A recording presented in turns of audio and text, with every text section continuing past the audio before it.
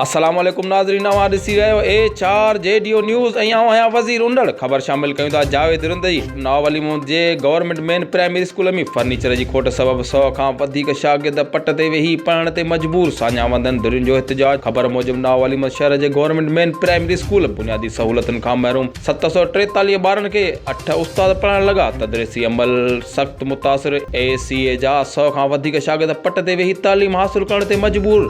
शहरी action committee जे सदर यूसुफ रिंद, नज़ीर रिंद, इमरान रिंद ऐं ॿियनि एहतिजाज कंदे मीडिया सां ॻाल्हाईंदे चयो त 100 खां वधीक ॿारड़ा पट ते वेही तालीम हासिल करे रहिया आहिनि। नवावली जे government main primary boys school बुनियादी सहूलतुनि खां महरूम आहे। 743 ॿारनि खे सिर्फ़ 8 उस्ताद पढ़ाईंदा, जॾहिं त RSUO जी रिपोर्ट मुताबिक़ इन प्राइमरी स्कूल में घटि मां घटि 19 उस्ताद मुक़रर हुजनि, पर हिते उन जो बतड़ आहे सिर्फ़ 8 उस्ताद पढ़ाए रहिया आहिनि। राब्ते करण ते हेड मास्टर आफ्ताब शाह सूमरो ॿुधायो त स्कूल में 743 ॿारड़ा ज़ेर तइलीम आहिनि, जिन खे सिर्फ़ 8 उस्ताद, जॾहिं त रज़ाकाना तौर ते नौजवान शौकत अली सूमरो फ्री में ॿार पढ़ाए थो। फर्नीचर ऐं उस्ताद जी खोट सबबि सख़्त मुश्किलातुनि खे मुंहुं ॾेई रहिया आहियूं। रहवासियुनि पारां तक जे चूंडियल नुमाइंदनि इख़्तियारनि खां मुतालबो कयो आहे त स्कूल खे जल्द बुनियादी सहूलतूं फ़राहम कयूं वञनि। वधीक ख़बरनि जी अपडेट लाइ ॾिसंदा रहो HRJDO न्यूज़।